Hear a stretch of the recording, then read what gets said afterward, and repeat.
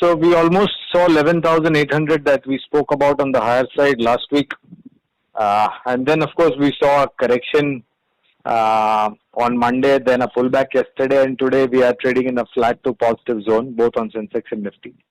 So Monday correction was largely on two accounts. One is, of course, the aggression by the Chinese PLA on the northeast border near Ladakh. But more importantly, I think the correction on Monday was because of the last day, 31st August, before the new set of regulations sets in from yesterday, that was 1st of September, as far as pledge, repledge, BTST, STBT, and margins are concerned, which was put in place. So you have a new normal as far as trading activity is concerned. I think for some short to medium term, the volumes on the exchange are also going to be a little bit low. Not surprising, because one will have to get used to, one means the traders, short-term, medium-term traders would need to get used to the new normal. And of course, the brokers will also have to put up their back office upright to meet with all the guidelines that have been set aside by the respective authorities. So my view on the market, well, now is that we should again enter a consolidation zone, since we have made a new high of almost close to 11,800, 11,790 if I'm not mistaken, was the high that we saw, very close to 11,800 that we spoke about. And from here on, my sense is that we should possibly be consolidating on the lower end. 11,350, 11,400 on the Nifty spot should be the lower level of consolidation. 11,550, 11,650 should be the higher zone. I think we will consolidate and make a base over here, like we have spoken a couple of times earlier also. And I think it is always prudent, whenever your markets makes a new high, it is always better for the market to make a consolidation, have a brief period of consolidation, make a base, and then move up.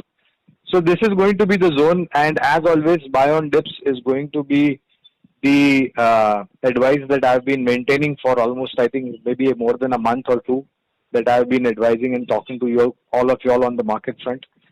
Rupee, well, surprisingly, I think 74 was the level that I spoke about on the strength as far as the rupee dollar equation was concerned, and I did mention about 74 and 75 being the range, but surprisingly, we've seen rupee sub 73.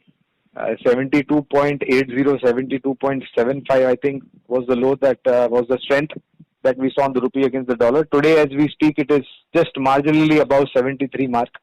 So I think the new normal for the rupee could be 72.5 on the strength, 73.5 on the weakness against the dollar. That's going to be the new normal, unless until you have some great domestic or an international news flow that may impact the rupee dollar movement. But till that time, I think this could be the new normal.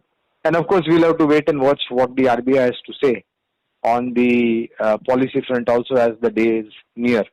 On crude oil front, I think again 40, 45 on the NYMEX range, 45 to 50 could be the range on the Brent, plus or minus $1 or $2. Nothing really huge volatility. And of course, last week we spoke about that hurricane in the off the coast of US.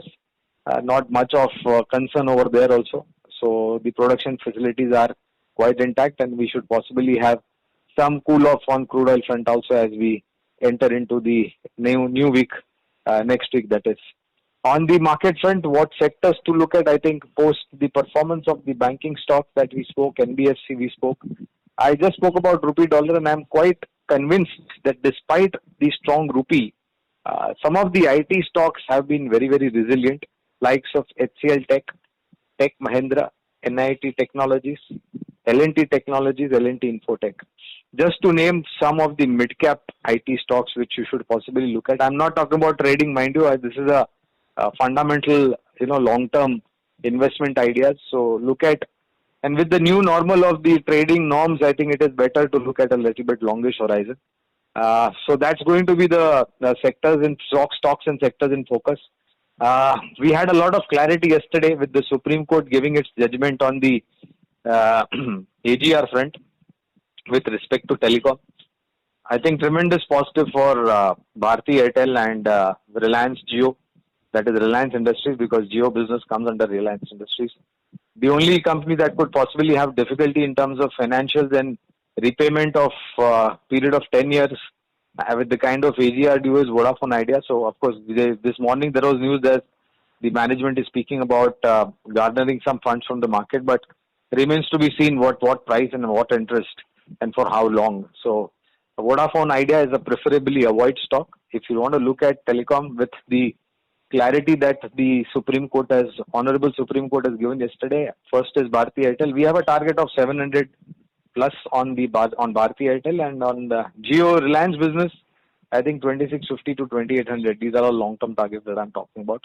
Autos month-on-month numbers has shown strength, largely because of the low base effect. We are coming from the lower base to a new demand scenario, so the numbers month-on-month will look extremely positive, but we have to look at the larger picture. So M&M Escorts are the two picks from the agri equipment and SUV tractor business. Hero MotoCorp and Bajaj Auto would be from the two-wheeler space. And for some of you all who have got high risk, high appetite, Tata Motors would be the preferred pick. Passenger vehicle Maruti and commercial vehicle M&M. That's going to be the broad auto sector universe that you should possibly look at. And two investment ideas from specialty chemicals on my radar are Pidilite Industries and PI Industries. So that's going to be the broad universe. Trade with a positive bias, but I think closer to 11,500, 11,600 on the Nifty spot. One can take some money off the table, and 11,350, 400, 11,400 could be the zone of consolidation. These are going to be the lower and the higher end of the market, at least for this week. Next week, I think we should have more positivity.